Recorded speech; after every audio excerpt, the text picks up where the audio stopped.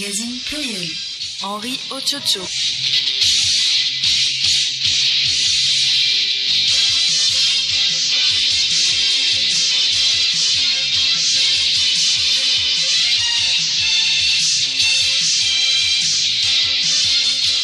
Mesdames, Mesdemoiselles, Messieurs, bonjour. Les titres de ce journal: 24 stagiaires formés à la gestion moderne des ports ont reçu hier leur certificat de fin de formation à Lomé.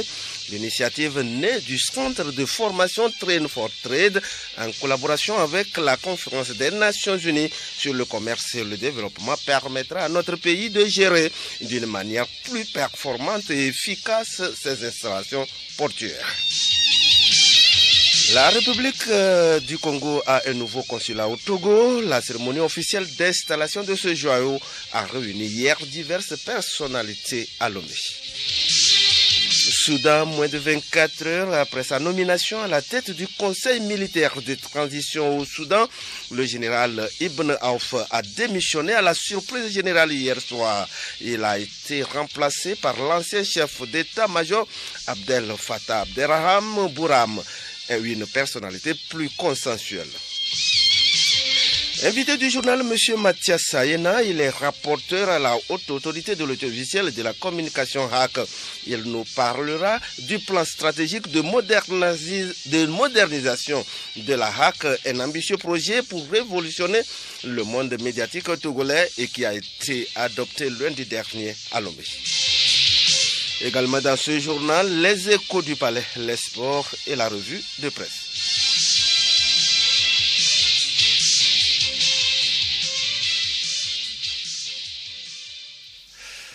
Mesdames, Mesdemoiselles, Messieurs, une fois encore, bonjour. Rideau hier sur les travaux de la 12e réunion du comité de pilotage du projet d'autoroute du corridor Abidjan-Lagos. Les ministres des infrastructures des États membres ont examiné notamment les travaux des experts et les efforts de mobilisation de fonds supplémentaires en vue de la réalisation de ce projet. Pachigay, commissaire aux infrastructures de la CEDEAO. Les bailleurs de fonds qui étaient présents ici, à savoir la Banque africaine de développement, l'Union européenne, la BOAD et la BIDC, se sont engagés à accompagner la Commission de la CEDEAO et les États membres pour mobiliser les ressources additionnelles pour mettre en œuvre l'ensemble des composants du projet. Cela va être une contribution supplémentaire à la mise en œuvre effective du projet. Le projet d'autoroute du corridor Abidjan-Lagos relie 5 pays, à savoir la Côte d'Ivoire, le Ghana, le Bénin, le Togo et le Nigeria. La prochaine réunion du comité de pilotage se tiendra le 13 septembre à Accra, au Ghana. Remise hier à Lomé de certificats portuaires de la 9e promotion aux 24 stagiaires formés sur la gestion moderne des ports. Cette formation initiée par le Centre de formation Train for Trade en collaboration avec la Conférence des Nations Unies sur le commerce et le développement, CNUSED, permettra aux communautés portuaires des pays en développement, dont le Togo, de gérer plus efficacement et d'une manière plus performante leurs ports. Madame Geneviève Dao Afide Nyigba, elle est directrice du Centre de formation Train for Trade. Nous nous sommes réunis pour la remise de certificats aux stagiaires de la 9e promotion du programme Train for Trade, programme qui forme sur la gestion moderne des ports. Pendant un an, les stagiaires ont eu à suivre 8 modules qui touchent tous les domaines. La cérémonie de cet après-midi a été précédée par les soutenances. Avant ces soutenances, le Togo a eu la chance d'abriter la 21e réunion de coordination du programme Train for Trade, qui forme les formateurs du programme Train for Trade. Dédé Nima Holali est récipiendaire, elle s'exprime. Nous venons de recevoir notre certificat, c'est-à-dire notre diplôme, après des mois de formation au programme Train for Trade, mis au point par la Conférence des Nations Unies pour le commerce et du développement. Cette formation que nous avons reçue nous permettra de contribuer à la gestion moderne de notre port. En tant que fiscaliste, cette formation va me permettre d'optimiser la gestion fiscale au port autonome de Lomé à travers la maîtrise des risques fiscaux auxquels le port s'expose.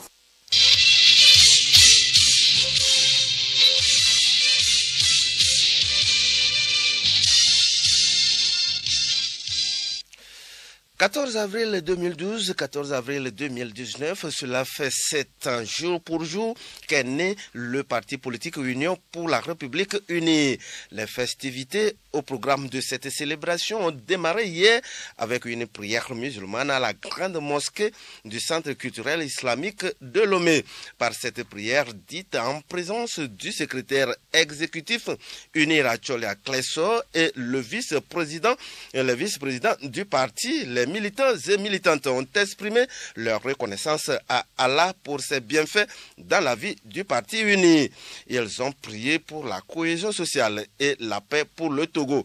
Madame Ibrahima Memounatou, vice-présidente Unir Grand Lomé. Nous avons estimé qu'il était juste et bon d'invoquer Allah pour qu'il continue d'éliminer le président de notre parti, son Excellence M. Faure Essoe Gnassingbé, dans tout ce qu'il entreprend pour le bien-être de tous les Togolais. Nous avons invoqué Allah Tout-Puissant pour qu'il répande la paix sur notre pays, qu'il continue de répandre la paix sur notre pays et qu'il répande l'amour entre les filles et les fils du Togo. Dans les prières d'intercession, les officiants ont tour à tour demandé à Allah d'éliminer le président du parti Unir et tous ceux qui animent à ses côtés la vie du parti. Oustazou Ayoub, imam de la grande mosquée du Centre culturel islamique.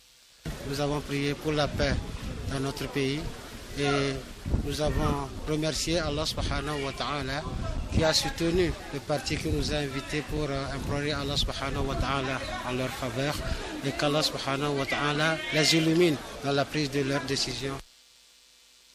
C'était à l'instant Oustazou Ayoub, il est imam de la grande mosquée du Centre culturel islamique. Nous le disons en titre, la République du Congo a un nouveau consulat au Togo. C'était à l'issue d'une cérémonie officielle de son installation hier à Lomé et qui a réuni d'éminentes personnalités diplomatiques, politiques, des invités de marque et une forte colonie congolaise. Kilim Poyodi Léontine à Togima. Dans son allocution, le secrétaire général du ministère des Affaires étrangères, de l'intégration africaine et des Togolais de l'extérieur, représentant son ministre de tutelle, Komabou Fandinou, s'est félicité des excellentes relations qui unissent les deux pays. L'installation officielle du consulat honoraire de la République du Congo au Togo est un événement important qui symbolise le renforcement des relations consulaires entre la République du Congo et la République togolaise. Elle met en évidence la réalité de la communauté de destin qui unit le peuple congolais et le peuple togolais dans une Afrique qui aspire de plus en plus à l'unité et à la solidarité face aux grands enjeux mondiaux. Le nouveau consul honoraire de la République du Congo au Togo, Anne-Marie Omoloto Eusebio, épouse Gbikpi Agama, exprime sa reconnaissance au président Denis Sassou Nguesso du Congo pour le choix porté sur sa modeste personne et Faure Essoe Gnassingbé pour l'acceptation de cette nomination. La vision que nous portons s'imprègne des principes chers à la construction panafricaine promue par les chefs d'État et de gouvernement d'Afrique, en particulier par ceux du Congo et du Togo. Il s'agit de l'unité, de la solidarité, de la concorde et de la paix. Seule l'appropriation de ces principes permettra à notre continent, en s'inspirant des enseignements du passé, de bâtir solidement le présent et d'envisager l'avenir avec assurance.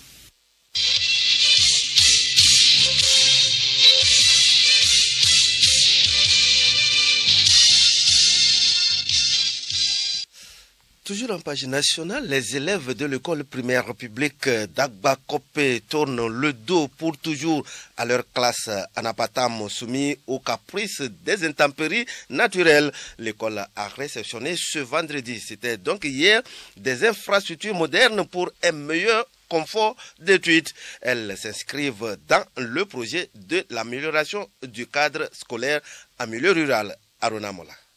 Le lot d'infrastructures réceptionnées est composé de 2 bâtiments scolaires, de 3 classes équipées chacune de 20 tables bancs, un bloc administratif, 2 blocs de latrines de type VIP, de 3 cabines, un forage équipé d'un mini-système d'approvisionnement de l'école et du village en eau potable, le tout évalué à environ 43 millions de francs CFA. Il s'agit pour les responsables de l'ONG Agir Plus, initiatrice du projet, de permettre aux élèves des milieux ruraux d'avoir les mêmes chances de formation que les autres. Kouizian Baba, directeur de l'ONG.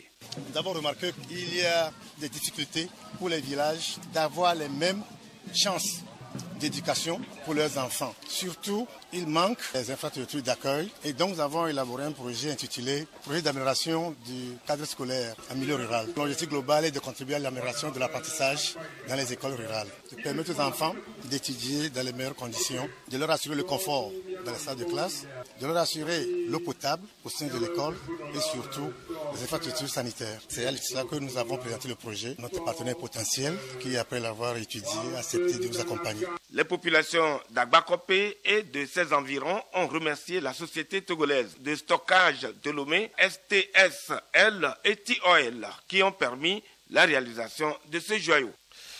Et puis ce communiqué pour clore cette page nationale, la présidente de l'Assemblée nationale informe les honorables députés que la deuxième séance plénière de la première session ordinaire de l'année aura lieu le mardi 16 avril 2019 à 9h au siège de l'Assemblée nationale.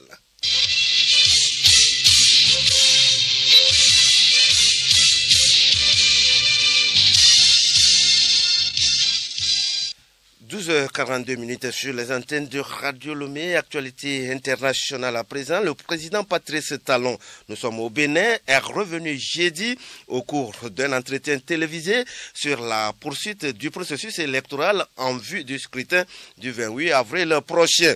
Beaucoup espéraient une annonce de décrispation ou de sortie de l'impasse. Il n'en est pas question. Pour l'opposition, la situation est alarmante. Soudain, moins de 24 heures après sa nomination à la tête du Conseil militaire de transition, le général Ibn Aouf a démissionné à la surprise générale hier vendredi dans la soirée. Il a été remplacé par l'ancien chef d'état-major Abdel Fattah Abderrahmane Bourane, une personnalité plus consensuelle. Jeudi, c'est son nom qui avait d'abord été cité pour prendre la tête du Conseil militaire de transition. C'est lui qui devrait lire le communiqué annonçant le départ d'Omar al-Béchir, mais cela ne s'est pas fait, laissant deviner déjà des divisions au sein de la direction politico-militaire de Khartoum. Ce sont ces divisions qui ont conduit à en partie Ahmed Ibn Aouf à démissionner moins de 24 heures après avoir été nommé. L'opposition juge Abdel Fattah Abderrahmane est un homme de dialogue capable de changement. Il s'est d'ailleurs rendu vendredi parmi les manifestants. Il est respecté et entretient de bonnes relations avec les chefs des partis politiques. Il est aussi populaire au sein de l'armée. En Algérie, le bras de fer entre le peuple et ses dirigeants se poursuit. Le 8e vendredi aujourd'hui de manifestation a failli virer au drame. Bénédicte Kanda. Effectivement, le mouvement populaire connu depuis des semaines pour sa mobilisation pacifique a été terni par des violences qui ont opposé policiers et casseurs hier. Cela fait 2 mois de mobilisation et le bras de fer entre le peuple et ses dirigeants se poursuit. À la tête du pays se trouve désormais Abdelkader Ben Salah.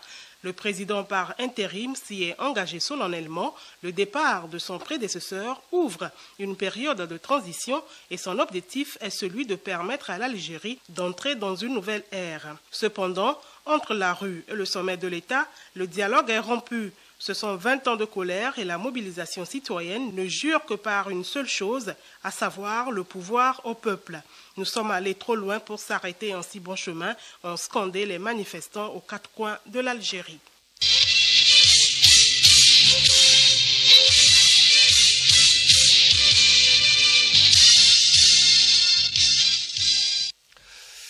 La haute autorité de l'audiovisuel et de la communication HAC est désormais dotée d'un plan stratégique de modernisation. Le projet a été validé lundi dernier. C'était à l'issue d'un atelier qui a tenu toutes ses promesses. Ce plan s'articule autour de 5 axes que nous précise ici Telou Pitalonani. Il est président de la HAC.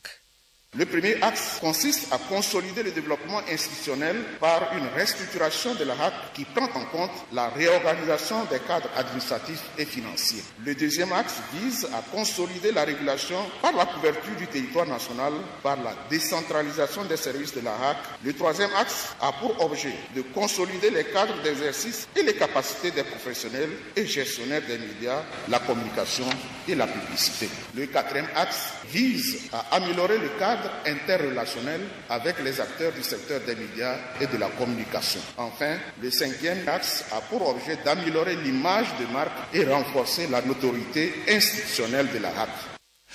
De quoi il est exactement question? Pour en savoir davantage, Radio Lomé reçoit ce samedi M. Mathias Ayena. Il est rapporteur de la Haute Autorité de l'Audiovisuel et de la Communication HAC. Il nous parle justement de ce plan stratégique de modernisation et en quoi il peut permettre à la HAC de révolutionner le monde médiatique togolais. Il est interrogé ici par Arona Mola. Bonjour M. Mathias Ayena. Bonjour. Vous êtes rapporteur de la HAC. Vous avez organisé sous le haut patronage de son Excellence Monsieur le Premier ministre, comme ici Longplassou, un atelier lundi dernier. Atelier à l'issue duquel le plan stratégique de modernisation de la haute autorité de l'audiovisuel et de la communication a été validé. Monsieur Mathias Ayena, plan stratégique de modernisation de la HAC. Pour les auditeurs, de quoi s'agit-il exactement? Je voudrais, avant toute chose, saisir cette opportunité pour remercier Radio Lomé pour l'occasion qui nous est offerte, donc de revenir sur l'atelier que la HAC a organisé, comme vous l'avez dit lundi dernier, pour adopter son plan stratégique. Vous l'avez également souligné, l'atelier était placé sous le haut parrainage du Premier ministre. C'est donc le lieu de le remercier pour avoir accepté de présider la cérémonie de clôture et de recevoir le document final. Il a fait à cette occasion, vous me permettez de le rappeler, des annonces fortes au nom du gouvernement. Sans doute que c'est avec l'approbation du chef de l'État que le Premier ministre a rassuré la HAC de ce que le gouvernement jouera pleinement sa partition dans la mise en œuvre de notre plan stratégique en intégrant dans les budgets de l'État pour les années à venir, les fonds nécessaires à la mise en œuvre du plan stratégique de la HAC. Je voudrais à ce sujet dire que la HAC étant une institution républicaine, les ressources de son fonctionnement proviennent du budget de l'État, c'est tout à fait normal. Et dans le cadre de ce plan stratégique, c'est important de le souligner, mais également les partenaires techniques et financiers apporteront leur soutien pour la mise en œuvre du plan stratégique. Ceci dit, un plan stratégique est un cadre cohérent d'action, comme la HAC l'a fait, en vue de développer pour les 5 années à venir ces actions afin de se donner les moyens de faire des médias et ceux qui les animent de véritables acteurs de développement. Il s'agit d'une planification des activités autour de 5 axes principaux en tant qu'axe prioritaire et transversal, étant donné que les axes s'entremêlent. Alors l'engagement de la HAC, c'est d'œuvrer avec détermination pour aider à assainir et à harmoniser le secteur de la communication. Donc c'est le lieu de remercier également la coordination du système des Nations Unies au Togo et le programme des Nations Unies pour le développement, le PNUD au Togo, qui, depuis juillet 2018, ont accompagné la HAC jusqu'à l'aboutissement de ce travail qui était donc l'atelier d'adoption de lundi dernier. En quoi ce plan peut-il permettre à la HAC de révolutionner le secteur médiatique au Togo? Avant d'en arriver, il faut vous rappeler les principaux axes que la HAC a adoptés. Il s'agit de 5 axes principaux.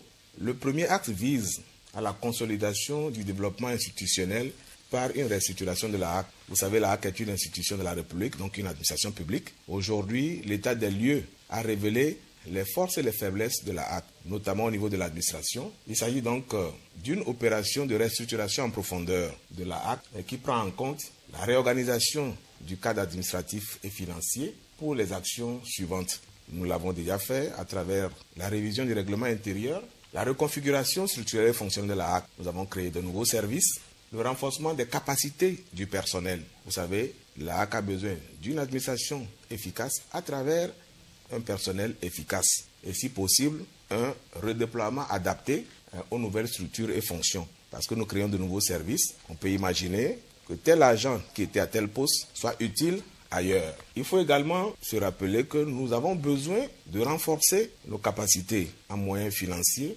humains, matériels et autres. Le deuxième axe consiste au renforcement des capacités de monitoring par l'extension des services de la HAC à l'intérieur du pays, donc la décentralisation. La HAC est une institution dont le siège se trouve à Lomé, mais dans son mode de fonctionnement, nous faisons de la régulation des médias, c'est-à-dire le suivi du contenu. À ce jour, la régulation se limite à Lomé et à ses environs. Nous voulons aujourd'hui avoir un œil sur le fonctionnement des médias à l'intérieur du pays et donc cet acte permettra à la HAC l'extension de sa régulation à travers la création d'antennes régionales dotées de matériel, dotées de personnel et des équipements nécessaires pour le suivi et le rapatriement à la base à Lomé des données. Le troisième axe consiste à la consolidation des cas d'exercice du métier de journaliste et des capacités des professionnels des médias. Les professionnels des médias, les gestionnaires des médias, la communication et la publicité. Aujourd'hui, nous avons constaté qu'il faut un nouveau code de la communication qui est en cours de révision, qui prendra en compte un certain nombre de préoccupations, les médias, les nouveaux médias, le renforcement de la législation pour l'exercice de la profession de journaliste au Togo, la convention collective parce que la HAC régule les médias privés, et qui dit médias privés, et donc il faut voir si les journalistes qui travaillent dans ces médias privés ont les conditions de travail requises. Et donc c'est la convention collective qui permettra de nous assurer de tout cela. Aujourd'hui, la formation est importante. Vous ne pouvez pas embrasser un métier sans avoir été formé. Et justement, le Code de la presse et de la communication, disons, va revoir le statut du journaliste. Et nous voulons, à travers l'axe 3, faire en sorte de mettre en place des sessions de formation, et s'il le faut, en validation des acquis. Ceux qui ont fait l'université, qui ont eu une licence, même le bac, la maîtrise, et qui n'ont pas à la base fait des écoles de formation, pourront faire valoir leurs acquis à travers les écoles de formation que nous avons sur la place. Il y a également le secteur de la communication, les agents de communication de la publicité. Nous allons faire un recensement de ces agences en appui avec l'Office togolais des recettes. Eh bien, nous allons également faire en sorte que les gestionnaires des médias, les directeurs de radio, les directeurs de publication des journaux soient formés en management des entreprises de presse pour, disons, un renforcement, une amélioration des capacités de production des médias togolais. Il y a également la question des vidéoclubs, étant donné que les vidéoclubs sont également sous la régulation de la HAC. Le quatrième axe vise à l'amélioration du cadre interrelationnel entre la HAC et les acteurs de la presse. Il s'agit ici de faire en sorte que les relations entre la HAC et ses partenaires, les médias, soient améliorées. Elles se sont améliorées depuis quelques années, mais elles gagneraient à être consolidées en établissant des rapports courtois dans le sens de la professionnalisation afin que le secteur des médias devienne un moteur du développement. Le cinquième axe, enfin, vise à l'amélioration de l'image de marque et du renforcement de la notoriété institutionnelle de la HAC. Au-delà de sa légitimité constitutionnelle, la reconnaissance de la HAC comme une institution de régulation des médias chargée de promouvoir la liberté en facilitant sa jouissance en toute responsabilité par les médias est importante. La HAC est une institution républicaine, elle doit pouvoir avoir une place de choix dans le protocole d'État, dans la marche du Togo vers le progrès. Voilà donc brièvement tracé la réponse à la question que vous avez posée et je crois que les auditeurs se retrouveront dans ce que la HAC est en train de faire. Un plan stratégique de modernisation de la HAC. C'est un plan quinquennal qui court de 2019 à 2023. Et un ambitieux plan comme celui-là a un prix. Vous avez effleuré tout à l'heure les moyens financiers. Mais allons dans le fond des choses. Quel est le budget sur le plan financier que vous avez prévu pour sa mise en œuvre? Et où comptez-vous trouver les moyens? À travers ce plan stratégique, la HAC veut révolutionner le secteur de la communication. Faire en sorte que la façon dont le métier est pratiqué, disons, la contribution des médias soit plus marquée. Lorsque vous reparcourez les différents axes tels que libellés, vous vous rendez compte que ces axes, avec les moyens qui seront donnés, permettront vraiment de changer le visage de la presse, de la communication au Togo. Alors, sans trop aller dans le détail, parlant du budget prévisionnel du plan stratégique, disons qu'il s'élève à près de 3 milliards 500 millions de francs CFA.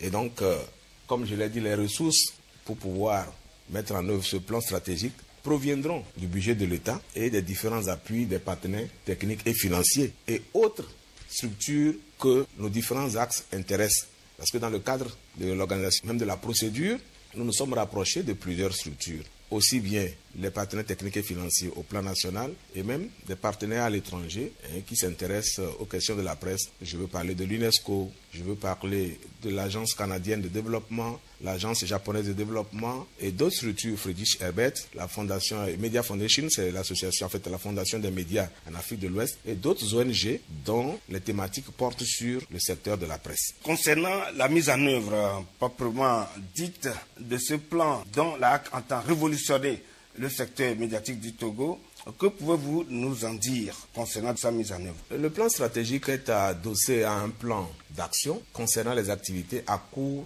et moyen terme, des actions urgentes et des actions prioritaires. Le tout est contenu dans un cadre cohérent. Dans sa stratégie de mobilisation des ressources, la HAC, très bientôt, prendra son bâton de pèlerin pour aller à la mobilisation des ressources. Et je dirais que ça a déjà commencé. Ce jeudi, nous avons eu une rencontre avec la représentante résidente de l'OMS au Togo, qui est venue à la HAC, et qui était d'ailleurs à l'atelier de validation. Et elle a été intéressée par un partenariat avec la HAC, parce que vous savez que l'OMS, c'est les questions de santé. Et donc, les questions de santé sont importantes, d'abord pour la santé et le bien-être des populations. Et vous savez que les médias sont un vecteur de communication, de bonnes pratiques de santé. Donc, déjà avec l'OMS, un pas a été fait et nous allons dans les jours à venir nous retrouver pour essayer d'établir un partenariat cohérent. Mais d'ores et déjà, nous allons dans les semaines à venir avoir des rencontres sectorielles avec l'ensemble des agences du système des Nations Unies et voir dans quelle mesure nous pouvons, selon leurs particularités, nouer des partenariats avec ces structures. À terme de ce plan, à quel changement notoire le Togo, ou si vous le voulez, les acteurs de la presse togolaise devraient-ils s'attendre? Pour répondre à cette question, vous me permettez d'emprunter un passage du discours du Premier ministre à la clôture de notre atelier la dernière fois. Le Premier ministre rappelait que la HAC va œuvrer avec détermination pour aider à assainir et à moderniser le paysage médiatique. Il s'agit en particulier donc de continuer à apporter un appui financier aux médias et un accompagnement à la professionnalisation de la presse nationale afin que le secteur de la communication joue efficacement son rôle de développement participatif dans notre pays. Vous savez qu'aucun développement ne peut réussir sans la presse. Tout programme de développement passe par une communication autour, de sorte à faire participer les populations.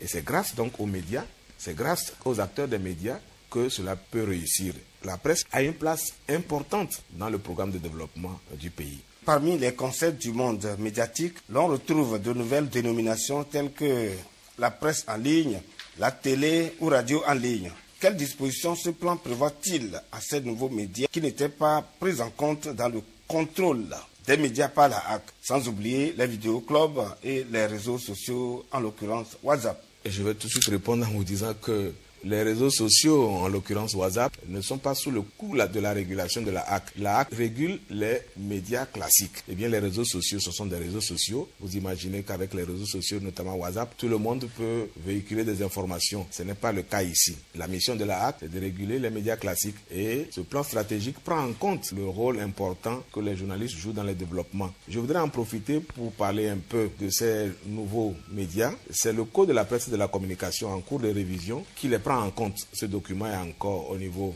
du Conseil des ministres. Lorsque les arbitrages nécessaires seront faits, le projet sera envoyé à l'Assemblée nationale et il prend en compte les nouveaux médias qui, aujourd'hui, avec le développement des techniques de l'information et de la communication, notamment Internet, sont nés. Donc, ce qui fait que nos médias classiques se sont dupliqués sur Internet. Et donc, vous avez la possibilité d'avoir, en dehors de la radio classique, comme on le voit, les web radios qui se développent avec le support Internet. Il en est de même pour les web TV ou les web télé. Aujourd'hui, les sites Internet d'information existent. Vous avez les journaux classiques, les journaux de la presse écrite qui ont également leurs sites d'information, les sites Internet, c'est-à-dire que le journal papier que vous avez sous la main, vous pouvez le lire également sur la toile. Ces éléments, ces nouveaux médias sont régulés par la HAC. Et en attendant l'adoption du Code de la presse et de la communication, la HAC a déjà dévancé les événements puisque la mission de la HAC, c'est de protéger, de garantir la liberté de la presse et des autres moyens de communication.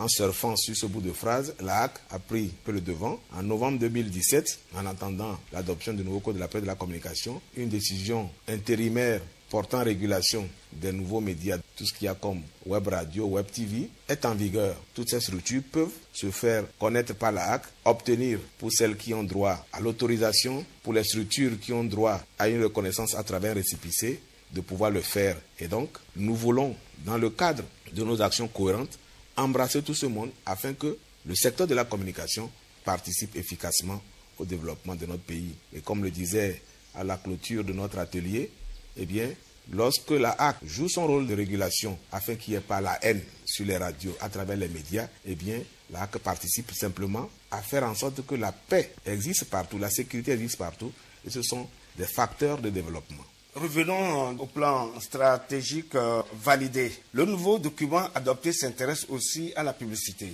De quelle publicité s'agit-il? Que prévoit le plan dans ce sens? Le plan prévoit le recensement des structures et agences qui œuvrent dans le domaine de la publicité et dans le domaine de la communication. Il s'agit de la publicité médiatique, c'est-à-dire la publicité qui est faite à travers les médias. Avant même le plan stratégique, la loi organique donnait à la HAC la possibilité de réguler le secteur de la publicité. La régulation en profondeur du secteur de la publicité fait également partie des chantiers de réforme. Nous avons une décision depuis 2006 qui réglemente un peu le secteur de la publicité. Mais au-delà de cette décision, il va falloir faire une proposition pour une loi sur la publicité. Nous travaillons avec le ministère de la Communication pour mettre en place ce cadre, étant donné que c'est une loi, ce document, lorsqu'il sera finalisé, eh bien, il passera par les circuits normaux jusqu'à l'Assemblée nationale pour adoption. Mais c'est vous dire que le domaine de la publicité est un domaine qui rapporte de gros sous. Mais il n'y a pas que les sous, il y a une déontologie, il y a une éthique à observer. La loi organique de la HAC dit que la publicité doit respecter un certain nombre de normes. On ne doit pas user et abuser de l'image de la femme dans la publicité. On ne doit pas user et abuser de l'image des adolescents dans la publicité, et surtout pour la publicité qui ne concerne pas leur catégorie. La publicité doit respecter une certaine norme, et c'est à cela que nous allons aller, et faire également en sorte que les ressources que la publicité pourra générer puissent profiter aussi bien à la structure de régulation et surtout aux médias.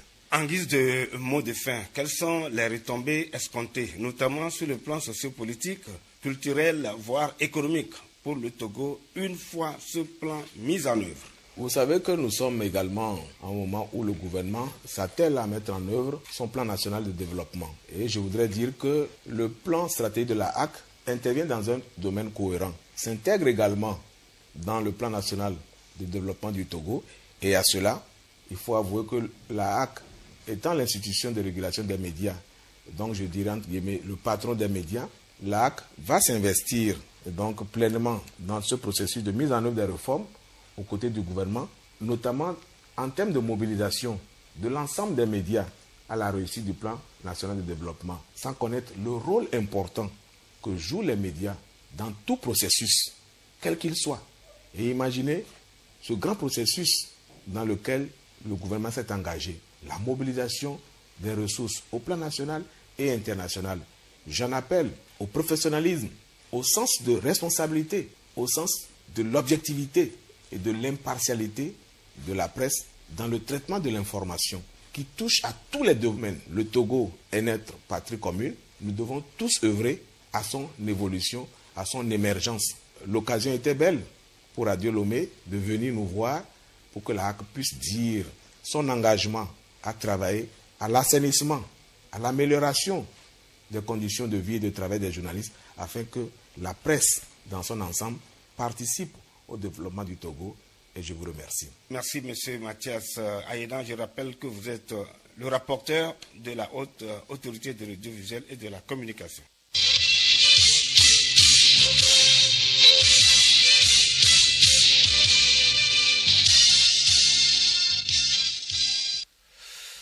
Écho du Palais, les nommés Kofi et Yao, accusés de viol, ont été condamnés à 10 ans de réclusion criminelle.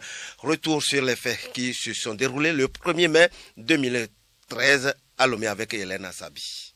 Effectivement, le 1er mai 2011 à Lomé, les nommés Kofi et Yao proposèrent une sortie aux nommés Atoupi et Wassilatou, toutes deux étudiantes et amies. Ils se transportèrent alors dans un bar, dans le quartier Avedji, aux environs de 19h. Une fois dans le bar, chacun commanda son goût et fut servi. Quelque temps après, les deux filles s'étaient retirées pour aller aux toilettes. À leur retour, elles constatèrent que leur bière avait changé de goût et l'ont fait remarquer à leurs deux compagnons, mais ceux-ci avaient tout de suite banalisé cette remarque. Peu après, Kofi, s'apercevant de l'état d'ébriété très prononcé de Wassilatou, lui proposa de l'accompagner au quartier Agbalépé-Dogan pour répondre à un rendez-vous. Il quitta donc le groupe avec cette dernière qu'il amena plutôt chez lui à la maison et lui imposa des rapports sexuels alors qu'elle se trouvait dans un état presque d'inconscience totale. Yao, après avoir accompagné Atoupi chez elle, est ensuite allé au domicile de son amie qui était toujours en compagnie de Wassilatou, qu'il avait retrouvée toute nue dans un état déplorable. Il proposa alors à celle-ci de la raccompagner chez elle et chemin faisant, il profita à son tour de cette situation pour abuser d'elle en plein air contre un mur. Interrogés, les deux compagnons ont reconnu avoir eu des relations sexuelles avec la victime, mais soutiennent que celle-ci était consentante. Dans ses déclarations, Yao a précisé que lorsqu'il a demandé à Wassilatou d'entretenir des rapports sexuels avec lui, elle a accepté et elle a même enlevé son slip en lui demandant d'utiliser le préservatif. Yao, quant à lui, a déclaré aux agents enquêteurs qu'en ramenant Wassilatou, chemin faisant, elle a senti le besoin de faire les toilettes. Après, il a constaté qu'elle titubait en revenant et l'ayant saisie pour l'aider à marcher, elle s'est accrochée à lui en le caressant. Malgré ses tentatives de se détacher d'elle, il a fini par entretenir des rapports sexuels avec elle en prenant appui contre le mur d'un bâtiment. Il a aussi affirmé qu'il ne savait pas si elle était consciente ou non. En tout cas, puisque les inculpés reconnaissent avoir effectivement entretenu des relations sexuelles avec la victime Wassilatou, mais n'ont pu rapporter la preuve du consentement de cette dernière, alors que les nommés Wassilatou et Atoupi soutiennent avoir été victimes de la part des inculpés d'une introduction dans leur boisson de substances nuisibles à la santé, doublé du fait que la victime elle-même soutient n'avoir pas eu conscience qu'on la violait.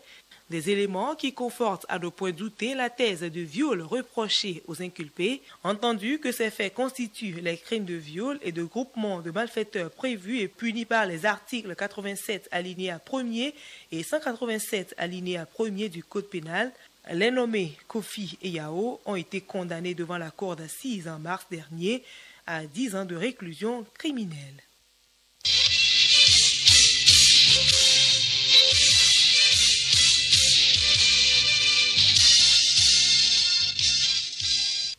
La quatrième étape du 28e Tour cycliste international du Togo Karachamba, longue de 102 km, a été annulée ce samedi par les organisateurs. Des précisions avec notre envoyé spécial Fidèle Mawena. Nous avons donné la parole au président de la Fédération togolaise du cyclisme, M. Kokou Gagou. Il s'est prononcé sur la situation. Nous l'écoutons. Nous tous, nous venons de le constater. Nous sommes à la quatrième étape du Kara sur Chamba, longue de 103 km. Nous avons traversé Bafilo, nous avons traversé Sokode et nous avons pris la voie Sokode-Chamba. C'est là où nous avons constaté une manifestation qui a dû nous retenir. Pendant quelques heures, le premier responsable de la course, Laurent Bezo, a dû stopper la course et on a constaté les faits. Nous ne pouvons plus continuer la voie. Il a dû annuler l'étape d'aujourd'hui. En gros, ça veut dire que ce sont les manifestations qui sont sur la voie qui nous ont obligés à annuler l'étape d'aujourd'hui. Cette annulation peut-elle avoir des incidences sur la course, regrette le premier responsable du Tour, Laurent Bezo. Jusqu'à maintenant, on a passé le contournement de la faille d'Aleggio, on a évolué quand même sur un terrain qui était accidenté. Au moment où nous avons arrêté la course, il restait 34 km pour aller à Chamba. Il y avait différents groupes, la course était une nouvelle fois en train de se jouer. Malheureusement, on est obligé d'annuler. Évidemment, ça a une répercussion. Peut-être que le maillot jaune n'aurait pas changé de toute façon, mais la course était en train de prendre un nouveau visage. Bon, malheureusement, on est obligé d'arrêter et on reprendra demain. Football à présent, qu'en Égypte 2019, les pays qualifiés pour la phase finale sont désormais fixés. Le tirage au sort effectué hier a mis certaines équipes dans des poules très difficiles à Ronamola. La RD Congo n'a pas été épargnée. Les Congolais vont évoluer dans le groupe A composé de l'Égypte, pays hôte, l'Ouganda et des Zimbabwéens qui leur ont donné du fil à retordre lors des éliminatoires de la CAN 2019. Les Ivoiriens, placés dans un groupe avec le Maroc, de leur ancien coach Hervé Renard, et les Sud-Africains vont avoir fort à faire. Seule la Namibie semble être un adversaire abordable dans une poule D basée près du Caire. Le Nigeria et le Sénégal sont peut-être les têtes de série les plus gâtées. À Alexandrie, les Nigérians dans la poule B vont en découdre avec les Guinéens et les deux novices de la CAN, le Burundi et Madagascar. Les Camerounais sont logés dans la poule F à Ismaïlia, comme le Ghana, le Bénin et la Guinée-Bissau. Au Caire, dans la poule C, les Sénégalais seront face aux Algériens, au Kenya et aux Tanzaniens. Et puis dans le groupe E, à Suez, la Tunisie va se mesurer au Mali, à la Mauritanie, puis à l'Angola.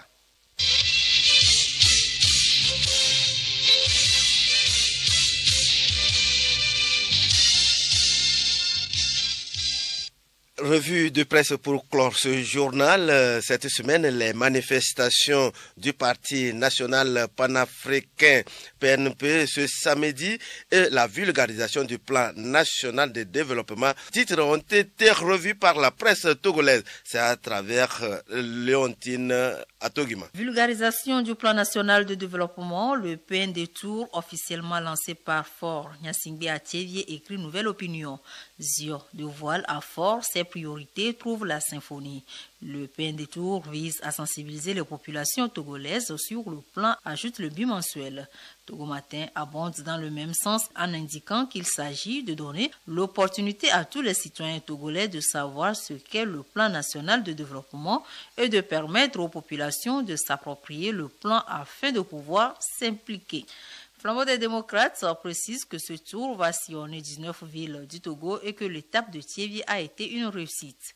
Voilà, les vainqueurs n'est pas de cet avis. Selon l'hebdomadaire, le PND Tour est su des critiques de partout. Il s'agit notamment du nombre de localités choisies sur toute l'étendue du territoire, le caractère festif de la rencontre et la politisation du plan national de développement. Le journal L'Union pour la Patrie annonce qu'à la 44e session du conseil d'administration de la BID au Maroc, le PND des réussites exposées. Togo Matin renchérit, le ministre de l'économie et des finances, Sani Yaya, a présenté le PND, ce plan qui sert désormais de cadre de référence pour la politique de développement. Un ambitieux projet quinquennal de transformation profonde de l'économie togolaise. Le ministre Sani Yaya a invité le groupe Banque islamique de développement à soutenir le PND, rajoute chronique de la semaine. L'un des grands axes du PND est l'agriculture. Le Forum national du paysan, qui prend fin ce samedi, est placé dans la dynamique du plan, nous informe le bimensuel Social Info. Démarrage du 11e Forum du paysan jeudi à Kara. Le manioc, le sésame et le fonio à l'honneur et des contrats assignés titre éco du pays. Autre projet quinquennal, le plan stratégique de la haute autorité de l'audiovisuel et de la communication AC pour la protection et la régulation des médias relève Togo Matin. Un renouveau dans l'espace médiatique togolais selon chronique de la semaine. Ce projet étalé sur 5 ans a été conçu grâce aux experts nationaux et étrangers avec l'appui financier du PNUD, Notes Éco du pays dans ses colonnes. Politique à présent, manifestation du PNP ce samedi, de l'électricité dans l'air, mentionne liberté. Pour chronique de la semaine, le parti de Tipi Achadam, hanté par les événements du 19 août 2017, prépare une marche violente ce samedi. Les responsables du parti décidés à s'opposer aux itinéraires proposés par le gouvernement, poursuit le journal. Voilà, les vainqueurs relèvent que le ministre en charge de l'administration territoriale, Payado Aboukessi, a recadré le PNP sur cette série de manifestations projetées par le parti dans 10 villes du pays ce samedi. À Lomé, la marche est confinée dans le canton de Toglekop et relate Flambeau des démocrates. Que vont donc faire à présent Achadam et ses lieutenants, se demande le quotidien privé Togo Matin. Pour quel objectif le PNP et ses militants se retrouvent-ils encore dans les rues, s'interroge Écho du pays. Les populations togolaises ne sont plus prêtes à se laisser rouler, remarque Nouvelle Opinion.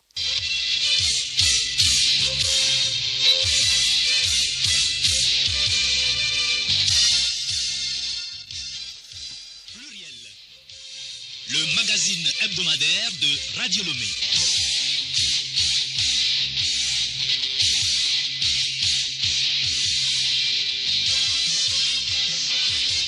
Voilà qui met fin à ce journal quelque peu long. Actualité oblige. Bon après-midi à tous et à toutes.